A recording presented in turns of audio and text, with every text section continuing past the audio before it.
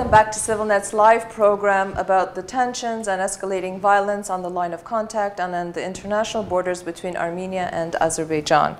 My guest today, again in the studio, is Samvel Mardirosyan, and he is a media expert. He will be talking to us about the cyber wars taking place between the two countries and social media. Samvel, thank you for joining us. Hello. It's been a difficult week for you. I've seen you've been very, very active on Facebook and Twitter and on most of the news agencies and sites here in Armenia. As you know, the reason for our live program today is to talk about the escalating tensions and violence on the line of contact and on the state borders. It has been the worst case, the worst incident in 20 years since the 1994 ceasefire. What's been happening on the ground is clear. It's not so clear, but it's clear in the fact that we know that there are clashes taking place. There's a lot of underreporting and overreporting. There's a lot of misinformation. In times of war, often that is the case because both sides to the conflict want to present their own perspective and their viewpoint to the public at large and to the international community. You are on the forefront of following what takes place on social media and the cyber wars. And by cyber wars, we mean the hacking that's been taking place on websites, Armenian websites and Azerbaijani websites. If you could, shortly explain to us what has been taking place this past week. So let's divide it in several pieces. First it was a media war, let's say. So traditional media, online media from both sides tried to explain situation from their perspectives to the inner community, inner society, to the global society, and of course to the opposite society. And let's say there are 3 different messages because of that. But this time situation, it was a little bit different in comparison with other clashes. Of course, as you say, it was the worst clashes, but I will say it's the worst known clashes because before the era of Facebook and internet, there were even worse clashes, but now people are involved directly. People going to Facebook and they can see photos from the border, someone posting right now from the village which is under the fire, etc. It's changing psychological situation. This time the situation was a little bit different because it was very strange for me that Armenian media was very calm because usually both sides becoming a little bit hysterical. And in Azerbaijani media was a real chaos. I can explain it as a mistake, as a result of mistakes of Azerbaijani propaganda. Because for a decade, they explained to their population that Armenians are very weak and they won the last war in Karabakh only because of Russia, and Russians was in the battlefields instead of Armenians. And now the situation when Russia is somewhere in Ukraine, and they expectations of ultra-nationalists, let's say, in Azerbaijan was that in one attack Armenians will run and they will have huge losses. But first media reports from the battlefield was that our Azerbaijani forces had a lot of thousands of killed and injured. So it was shock, and media don't know what to write, and defense Azerbaijani and defense ministry was silent, and for example, people blamed TV channels that they had, as usual, talk shows and singing and dancing while soldiers are dying on the border. So first 2 days it was a real chaos. They put everything, they changed numbers in 2 minutes, etc. But then someone started to control situation. And they started to put the last 2 days some consolidated information which is mostly for internal market, let's say.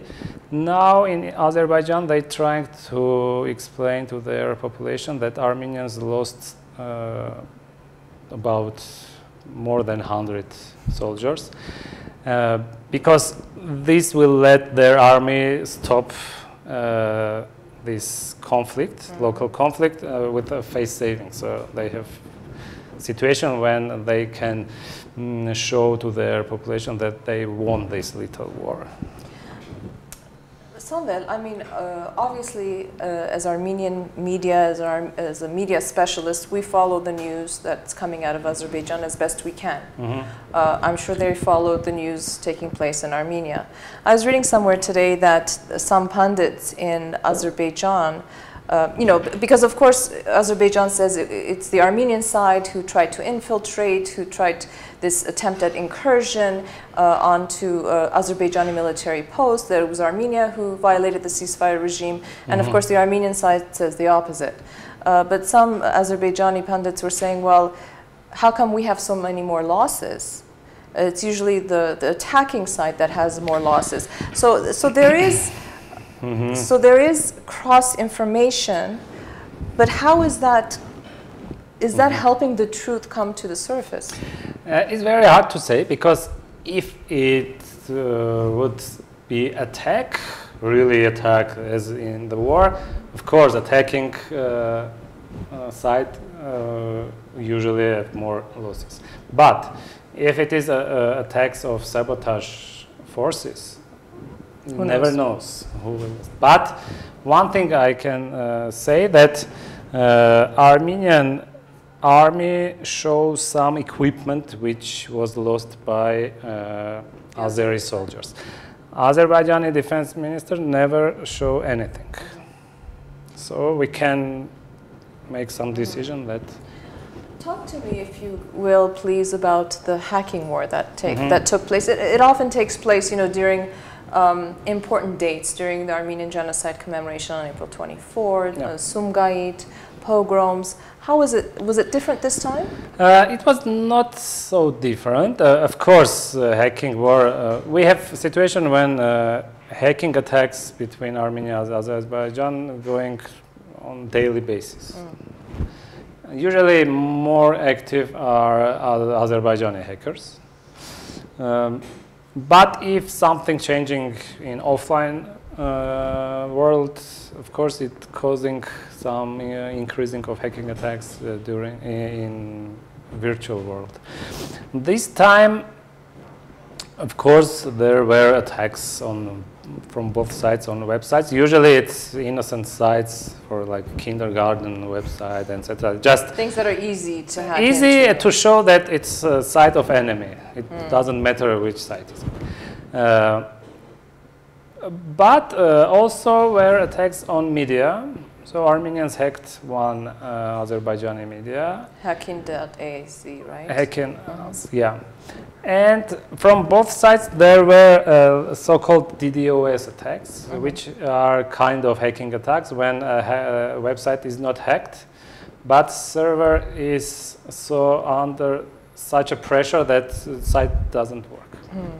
So some Armenian media was under DDoS attack and still is under attack. And also the same situation with some Azerbaijani websites. And also there was one interesting point. Azerbaijani hackers hacked one Armenian information portal and they changed news. They put one line that Armenian defense minister stated that we lost 20 soldiers.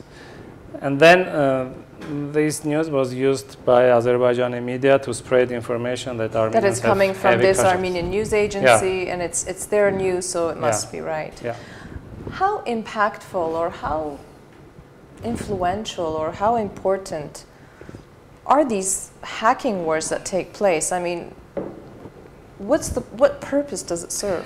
Usually it's just something, patriotical movement. Let's do something, I don't know what to do, let's hack someone's website and put our flag on it, or some insulting to opposite side. But in this situation, when we have escalation of situation and people from outside wants to see what's happening, in this situation, there are two specific kinds of websites. It's media and official websites. Hacking on these websites can help to change situation in propaganda field. So if you are making silent opposite sides, media websites, you are winning in propaganda. Basically, that's what it is. You know, in the region, we've talked about this before, I believe, that Twitter isn't very popular. We use, in Armenia particularly, we tend to use Facebook more than Twitter. And Facebook was ablaze, if I may use that word, and excuse the pun, with news coming in from the border, a lot of misinformation.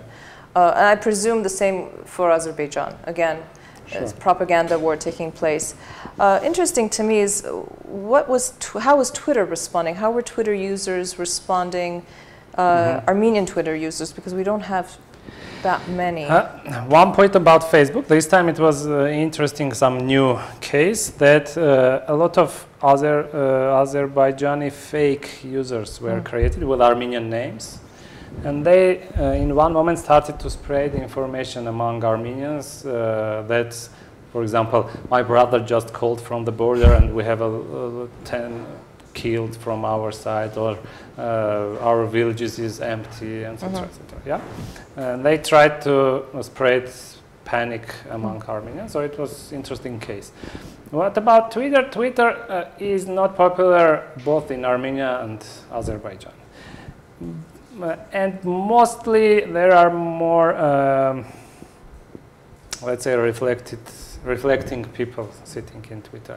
Because of that, for example, I had a lot of conversation with Azeris these several days, and there were, of course, some insults, etc. But a lot of people starting dialogue with what we can do to stop the war, etc. So Twitter, in this case, more peace-building platform at the moment than Facebook.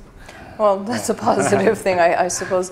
And just as a final question, in your estimation, how has Armenian media operated, functioned under these conditions? Because, you know, we do live in a region that sits on a powder keg, really. I mean, war can start at any moment. Some are saying that we are now in a sort of period of wartime with the events taking place at the border.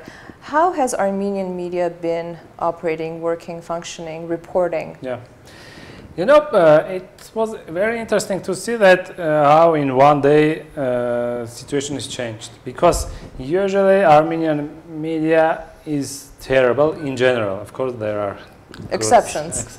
Yeah. But with a verification of information, it is disaster in Armenia.